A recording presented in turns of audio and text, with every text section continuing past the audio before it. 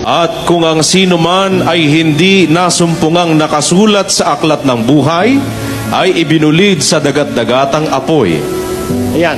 Kung ang sino man ng wika, hindi nasumpungan, nakasulat sa aklat ng buhay, ibinulid sa dagat-dagatang apoy, hindi lahat nakasulat doon. Sulatan lang po yun nung magiging dapat sa Diyos. At para masulat po ang pangalan natin doon, kailangan maglingkod tayo sa Diyos.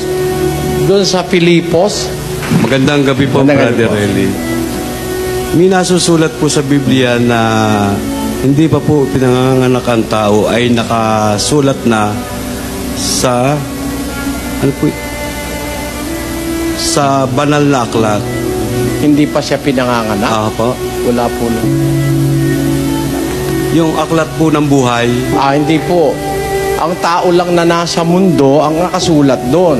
Actually, para ka nga masulat doon, kailangan sumunod ka muna sa Diyos eh. Hindi naman basta pagkapanganak mo, susulat ka na, hindi po. Yung pong aklat ng buhay, aklat po yun ang magiging dapat sa Diyos. Yun hong mga masasama, ayaw kumilala sa Diyos, di man nakasulat doon eh. Pakinggan nyo ho, sa Apokalipsis, ganito po ang ating mababasa. At nakita ko ang mga patay, malalaki at maliliit, na nangakatayo sa harapan ng luklukan, at nangabuksan ang mga aklat, at nabuksan ang ibang aklat na siyang aklat ng buhay. At ang mga patay ay hinatulan ayon sa mga bagay na nasusulat sa mga aklat, ayon sa kanilang mga gawa. Ayan, meron po tinatawag na aklat ng buhay sa Biblia, kapatid, ano? Ngayon, hindi po lahat ng tao nakasulat ang pangalan dun sa aklat ng buhay. Yan sa 15. At kung ang sino man ay hindi nasumpungang nakasulat sa aklat ng buhay, ay ibinulid sa dagat-dagatang apoy. Ayan.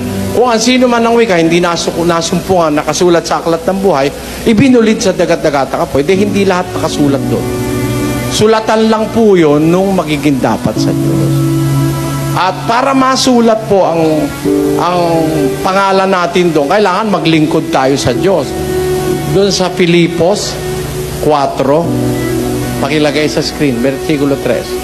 Oo, ipinamamanhik ko rin naman sa iyo, tapat na kasama sa pagtulong, na iyong tulungan ng mga babaeng ito, sapagkat sila'y nangagpagal, nakasama ko sa Ebanghelyo. Nakasama rin. At kasama rin naman ni Clemente, at ng ibang aking mga kamanggagawa, na ang kanilang pangalan ay nangasa aklat ng buhay. Ayun, yung mga nagpapagal, gumagawa ng kalooban ng Diyos, ang kanila ang wikang pangalan nasa aklat ng buhay. Hindi po lahat ng tao nandiyan.